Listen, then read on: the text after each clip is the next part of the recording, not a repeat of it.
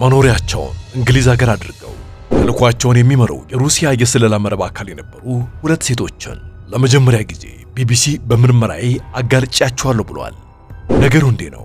እነዚህ ሁለት ሴቶች ስቪትላና ጌኔታቫና ስቴፍታንካ ዶንቼቫ ይባላሉ። ዜግነታቸው ደግሞ ቡልጋሪያ።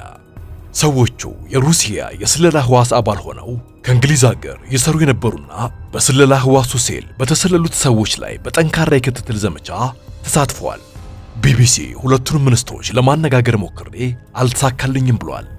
ከሁለቱ ሴቶች መካከል አንደኛዋና የአየር መንገድ ሰራተኛ የሆነችው ዶንቼቫን ቢቢሲ በስልክ ሳነጋግራት ስልኩን ዘጋችብኝ። ደብዳቤም ልኬ በጉዳዩ ዙሪያ ምላሽ እንዳገኝ ብጠይቅም መልስ አላገኘውም ብሏል። ስቴቫንካ ኦስትሪያ ቬና ውስጥ ባለ ቤቷ አቅራቢያ ለማነጋገር የተደረገው ሙከራ ቆም ብላ ለማነጋገር ባለመፈቅዷና ስለ ጉዳዩን በመካዷ ምንም ሊፈጠር አልቻለም። ከነዚህ ሁለት ሴቶች በተጨማሪ ሌሎች 6 የቡልጋሪያ ዜግነት ያላቸው ሰዎች የሩሲያ የስለላ ሴሎ አካል ሆነው በመሰለል በነበራቸው ሚና በለንደን የቅጣት ውሳኔ በመጠባበቅ ላይ ይገኛሉ። ይህንን የስለላ መረብ የለንደን ፖሊስ በእጅጉ የተወሳሰበና የተራቀቀ ነው በማለት የሰዎችንም ሕይወት አደጋ ላይ የጣለ ነው ሲል ገልጾታል። ሶስቱ ለሩሲያ እንደሚሰሩ በመታወቃቸው ጥፋተኛ መሆናቸውን አምነዋል። ሌሎች 3 ደግሞ በዚህ ወር በወልድ ቤሌ ችሎት ዳኞችን ማሳመን ባለመቻላቸው ጥፋተኛ ሆነው ተፈርዶባቸዋል። ይህንን የስለላ ህዋስ ሲመራ የነበረው በጀርመን የንግድ ኃላፊና የኦስትሪያ ነዋሪ የሆነው ጃን ማርሳላክ ነው። በምርመራ ጋዜጠኝነት ሩሲያን ይመረምሩ የነበሩ ጋዜጠኞች ደግሞ የስለላ መረቡ ኢላማ ናቸው። ሮማን ደብሮክቶቭ በስለላ መረቡ ኢላማ የተደረገ ጋዜጠኛ ነው። እርሱ እንዳለው ከዚህ ጀርባ ያሉት የሩሲያው ፕሬዝዳንት ቭላዲሚር ፑቲን ናቸው። ለመሆኑ እነዚህ ሁለት ሴቶች እንዴት ሊደረስባቸው ቻለ?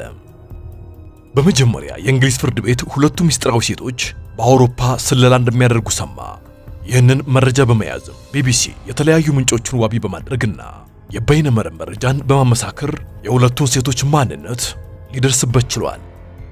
ይችኛዋ ምስጢረኛዋ የአየር መንገድ ሰራተኛ ነች። በቡልጋሪያ ዋና ከተማ ሶፊያ የምትኖረው ዶንቼቫ በአየር መንገድ ውስጥ ስለምትሰራም በስለላ መረቡ ክትትል የሚደረግባቸውን ሰዎች የግል የበረራ ዝርዝሮችን በመፈተሽ መረጃ ታቀርባለች። በሚገኘው መረጃ መሰረትም ሰላዮች በአውሮፕላን ውስጥ ኢላማ ያደረጓቸው ሰዎች አቅራቢያ እንዲቀመጡ ይመቻቻል። ከዚያም ኢላማቸው የሆነውን ሰው በሞባይል ስልኩ የሚጽፈው ምን እንደሆነ ለማየት በጣም ስለሚመች በቅርበት ይከታተሉ ነበር። በአንደኛው ተግባራቸውም የጋዜጠኛ ሮማን ዶብሮክቶቭ ንብረት የሆነ ስልክ የሚስጥር ቁጥር በቀላሉ በቁጥጥር ስራቸው ስር መዋል ችለዋል ተብሏል። ስቪትላና ወደ በርሊን ተልከው ጋዜጠኛውን እንዲሰልሉ ግዳጅ ከተሰጣቸው ሰዎች መካከል አንደኛዋ ናት። በእንግሊዝ ሀገር ተቀምጠው ክትትል ከሚያደርጉ 3 ሰላዮች ጋርም የጋራ የማህበራዊ ሚዲያ ቡድን ነበራቸው። የዚህ ሴት የተልእኮ አጋር በመሆን የተሳተፉት ደግሞ አርሊን ሮሶቭ፣ ቢሰር ዳምብዞቭ እና ካትሪን ኢኖቫ የተባሉት ናቸው። ስቪትላና የሥራ ሁኔታዋን በመጠቀም ክሪስቶ ክሮዞቭ ለተባለ ጋዜጠኛ የበረራ ሁኔታን ስታመቻች ስለ ግለሰቡ መረጃ መሰብሰብ ዋነኛ ተግባሯ ነበረ። ክሪል ካችሮም የሩሲያ ተወላጅ ሲሆን ኢላማ ውስጥ የገባው እርሱ ነው። ሰውየውን ወጥመድ ውስጥ የከተተችው ስቪትላና ሲቬቴ ወይንም ቺክቲቫ በሚል ስም ነበር የምትታወቀው። ቢቢሲ በቅድሚያ ስቪትላናን ማወቅና መለየት የቻለው በማህበራዊ ድረገጾች አማካኝነት ነበረ። በፌስቡክ ከካትሪን ኢቫኖቫና ቢሰር ዲዛምቦዛቭ ጋር ተገናኝታለች የሚለውን አረጋግጧል። የአየር መንገዱ ሰራተኛ መሆኗን ቢቢሲ ደርሶበታል። የሊንክድኢን ገጿ ላይ ለቡልጋሪያ ድርጅት የአውሮፕላን ትኬት እንደምትሸጥና የዓለም አቀፍ የአቪዬሽን አማካሪ እንደሆነች ተጽፏል። የዚህ የስለላ ቡድን መሪ የበረራ ኢንዱስትሪ ውስጥም መተግበሪያ በመስራት የሚታወቀው አማደስ ይጠቀም እንደነበረ ማስረጃ እጃቸው ገብቷል። አጥማጇ ሲቪትናላም ይህንን መተግበሪያ እንደምትጠቀም በሊንክድኢን ገጿ ላይ ይታያል።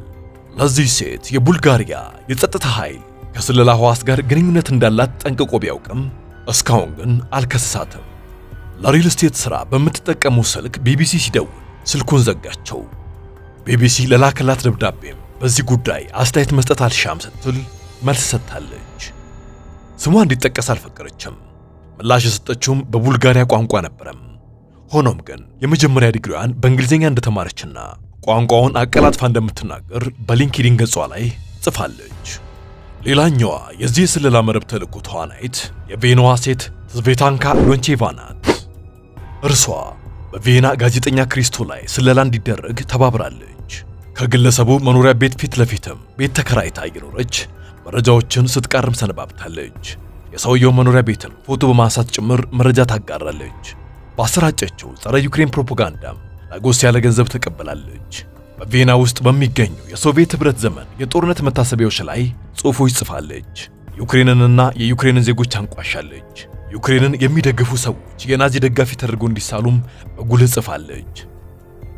ትዝቬቲ በሚል የምትታወቀው ሰው በስለላ ህዋስ ውስጥ እንዳለች ቢቢሲ ከሰማ በኋላ ማህበራዊ ሚዲያ ላይ ባደረገው ክትትል ትዝቬታንክን ደርሶባታል። በኦስትሪያ ያሉ የቢቢሲ ምንጮች ማንነቷን አረጋግጠዋል። በቪየና ያገኘቻቸው 3 ሰዎች በእንግሊዝ የስለላ ክስ የቀረበባቸውም ነበሩ ተብሏል። እነዚህም ቫኒያ ጋቭሮ፣ ሚስር ዳምባሶቭ እና ካትሪን ኢኖቫ ናቸው። ኦማር ሃጁር ፒርቸር የደህንነት ክፍል ኃላፊ ነው። እርሱን ጨምሮ የኦስትሪያ ከፍተኛ ባለስልጣኖች የስለላ ኢላማም ተደርገዋል። ኦስትራዊቷ የምርመራ ጋዜጠኛ አና ታልምርም ኢላማ ተደርጋለች። አና ስለ ሩሲያ ስለላ ዘገባ ሰርታለች። ትዝቬታንካ ስራ አልነበራትም። በኦስትሪያ ፖሊስም በቁጥጥር ስር ውላለች። በኦስትሪያ ከፍተኛ ምስጢራዊ መረጃ የመሰለል ወንጀል መፈጸሟ ተገልጿል። ይህች ሰው ከጓደኛዋ ቫኒያ በቀረበላት ጥያቄ ስለላ መጀመሯን ተናግራለች። ስቪትላና ብዙ ስሞች፣ አድራሻዎችና ምስሎች እንደሰጠቻትም ትዝቬታንካ ተናግራለች። መጀመሪያ ላይ የተማሪዎች ፕሮጀክት እየሰራ ነው በሚል ሰዎች አታሏት ወደ ነገሩ እንደገባች ለፖሊስ ገልጻ ነበረም። ሆኖም ግን የሰጠችው ምስክርነት አጠራጣሪ እንደሆነ በምርመራ ተደርሶበታል። ሰነዶቹ ሚስ ዶንቼቫ የምትሰራበት የስለላ ሴል በመጨረሻ በጃን ማርሳሌክ በሞስኮ የሩሲያ የስለላ አገልግሎትን ወክለው የተቆጣጠሩ ሲሆን በመርማሪዎች የተያዙት ማስረጃዎች በማርሳሌክና በእንግሊዝ የሴል መሪ አርሊን ሩሴቭ ኮንትራት መግባቷን ያሳያሉ። እዚህም አያበቃም። ማርሳሌክ አና ታልማሃር ኢላማ እንድትሆን መመሪያ ሰጥቷል። ዶንቼቫ በወቅቱ የጋዜጠኛውን የሥራ ቦታ ፎቶግራፍ እንዳነሳችና በአቅራቢያው ካለ ሬስቶራንት ስትሰልለው እንደነበር ለፖሊስ አስረድታለች። መጀመሪያ ላይ በሌሎች እንደተሳሳተች ለፖሊስ ያስረዳች ሲሆን በቅድሚያ የተማሪ ፕሮጀክት እንደሚሰሩ እንደተናገራቸውና በኋላ ደግሞ በኢንተርፖል ውስጥ ነው የምትሰሩት መባላቸውን አብራርታለች።